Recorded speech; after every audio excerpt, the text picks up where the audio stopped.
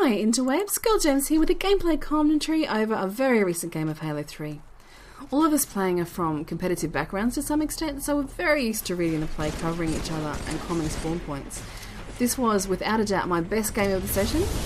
Most of the time our individual scores were almost identical, as can happen when you have strong players together. I was lucky enough to finish with the most kills on this map. I went positive 16. This is probably everyone's least favourite Halo 3 map, or one of them. There's a real tendency for noobs to get underneath and camp with power weapons. You know, that one kid that we all hate who gets in the tunnel with a shotgun?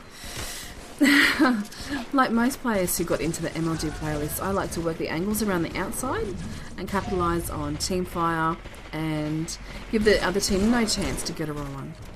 Halo 2 and 3 for me, and I'm thinking for a whole lot of other gamers, was all about love for the battle rifle and effective teamwork to really control the maps. My first ever Halo multiplayer experience was during the Halo 3 beta.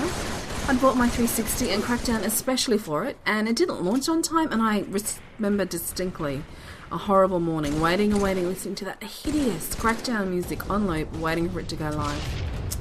From memory, the maps they offered us were Valhalla, Snowbound and High Ground, and the first map I got to play on was the last one, High Ground. I'd only ever system linked the first two Halos on all split screen the campaign, so having all those players on a map was just amazing, and it literally changed my life right then. I can safely say I was hooked before even a minute had passed. I was red bar and struggled greatly to get kills, but the map design and actually getting to interact with other Spartans and to really feel a team dynamic was addictive. And it's also the first time I'd experienced Xbox Live in the social context of online gaming on a console. Before that, I've been all about Day of Defeat on PC. And I've still got friends on my friends list that I made during the beta. When it was over, I was encouraged by some of the guys I'd met to play Halo 2 multiplayer, and I did that happily. And I developed a strong network of Aussie gamers to play with. Because we couldn't get good connection with friends overseas, we ended up playing a lot together. My favourite game type was Capture the Flag on burial mounds. Loved it. Halo 3 saw some more dynamic searching options for us and more green bar games. My favourite game has to be MLG CTF on Onslaught or Team Snipers on Construction. Always played well on those. I love the Halo universe. I adore the canon and the fleshed out story behind the world it's set in, from explaining the background of the Spartan program, the individuals in it, the way the insurgents are described and the conflict against the Covenant. It's very fascinating to me. The books are amazing to read and are wonderful to get your head into for anyone who loves science fiction, not just gamers. Yesterday I watched the first episode of Forward Unto Dawn, which is the prequel to Halo 4.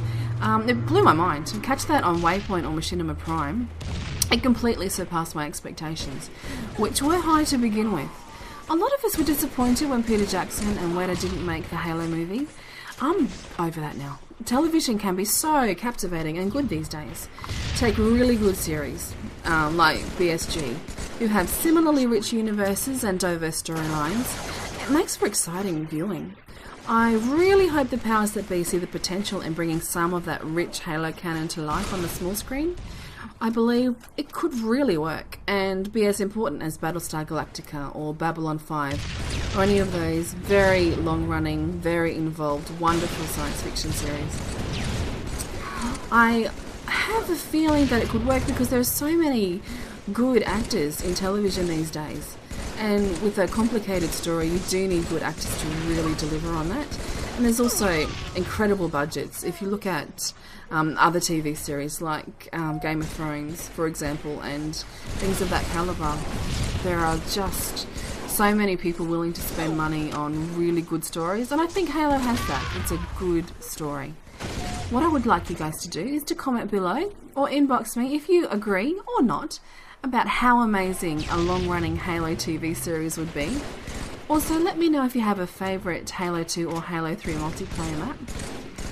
If you have someone in mind who you think would make an outstanding Master Chief, maybe you'd like to tell me that too. Please don't say Chuck Norris. No. Just no. I'm just about out of time. Please check out my personal channel.